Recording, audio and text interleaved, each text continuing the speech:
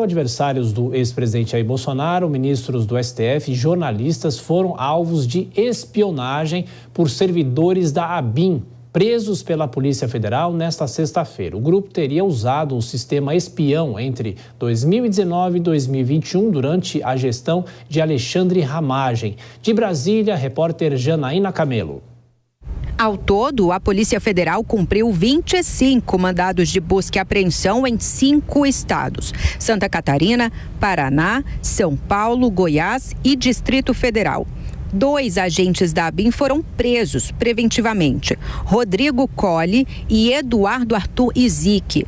Os 2 são especialistas em segurança cibernética e servidores do Departamento de Contra-Inteligência.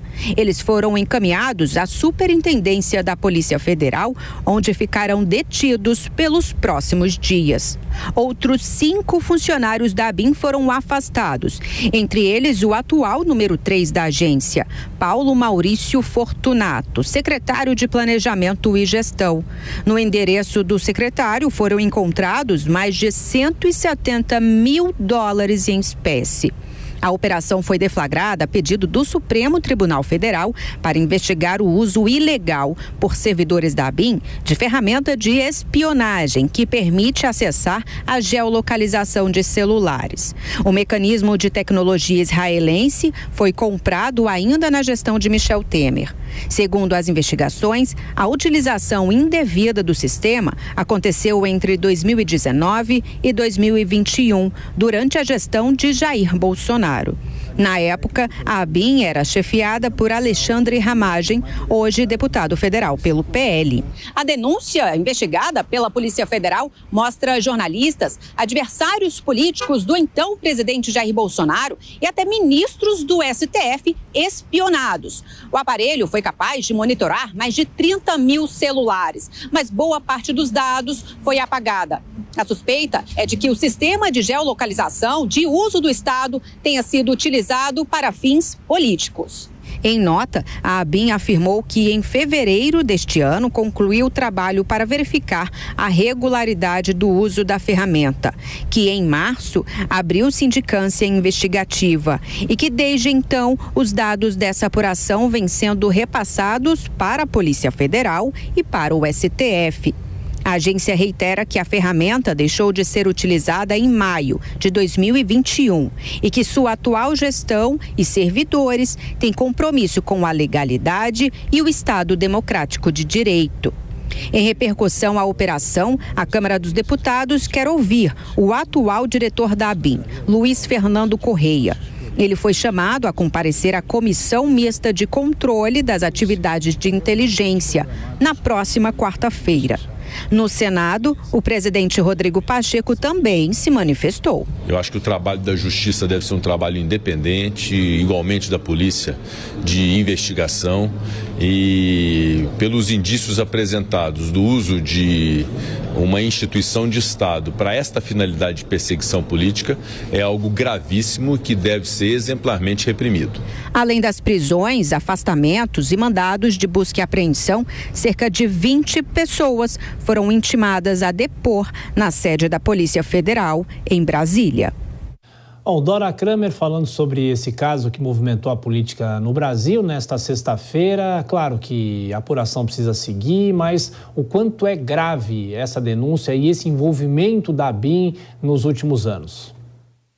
Bom, eu diria que é gravíssimo, né? Agora, primeira coisa, o problema não é o software, mas o uso indevido que se faz dele. Isso é uma ferramenta de inteligência e não de espionagem para fins políticos. E complica bastante a situação bem complicada já do ex-presidente Jair Bolsonaro, que alega...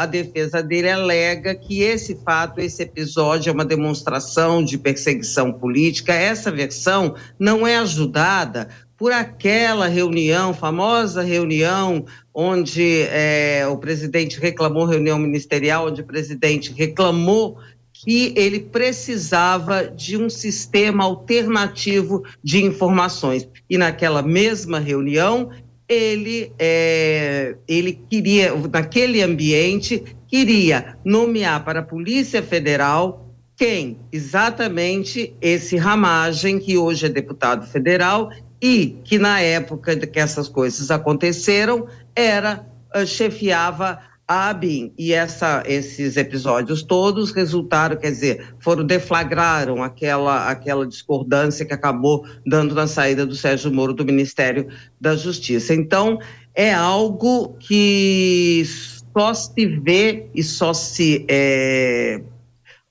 uso não de estados de direito, mas de estados de exceção, autoritários. Bom, Nelson Kobayashi, Ramagem, como já tinha feito outras vezes, negou qualquer irregularidade durante a gestão dele na ABIN, mas um órgão que é para trabalhar desta maneira, ou usado para trabalhar desta maneira, em que questões jurídicas que incorre?